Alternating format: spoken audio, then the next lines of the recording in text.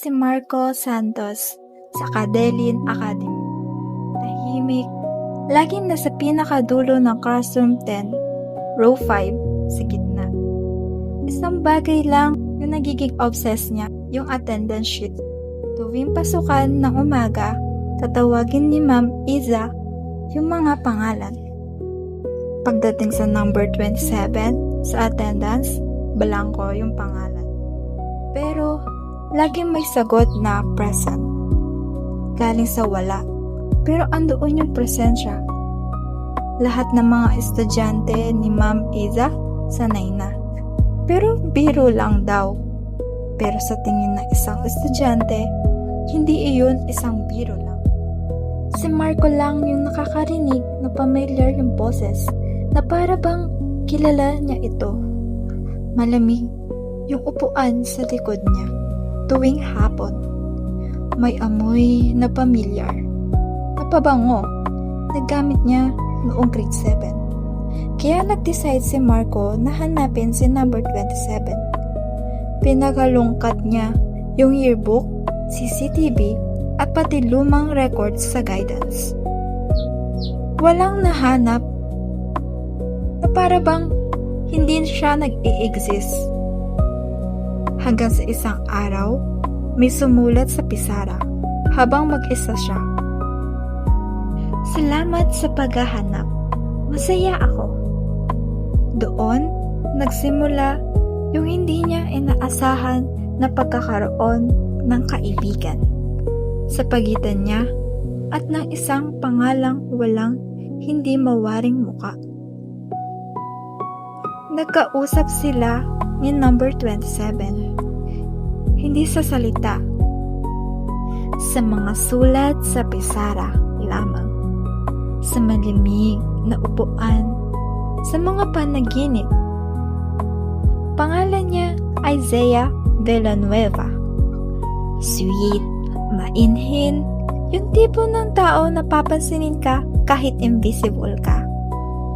Nahulog si Marco sa hindi mawaring pagkakataon. Parang first love, pero hindi mo nakikita. Yung totoo, pinangako ni Zea na magpapakita siya sa graduation. Hintayin mo ako sa upuan sa likod, Marco. Present ako para sa'yo. Dumating yung graduation. Punuan yung gym. Umupo si Marco sa dulo, naghintay. At wala siyang nakikitang Zea. Hanggang sa tawagin ni principal yung mga pangalan para sa diploma. Number 25, Victory Sammy. Number 26, Troy Alcazar. Number 27, Villanueva Marco. Napako si Marco sa kinaupuan niya kasi si Zea Villanueva, siya pala yun. Naalala niya bigla, 3 years ago. First day of grade 10, tumawid siya sa harapan ng gate, nasagasaan, namatay agad. Sa kalungkutang pangyayari, multo na siya. Yung present sa attendance, ayaw ng isip niya na tanggapin na wala na siya. Kaya, gumawa siya ng Zea. Isang version niya na buhay, sweet, at kaya siyang mahalin pabalik. Lahat ng conversation nila, kausap niya lang sarili niya. Lahat ng sulat sa pisara, siya lang din sumulat habang tulog. Si Zea ay si Marco, at si Marco ay patay na. Hindi umiyak si Marco.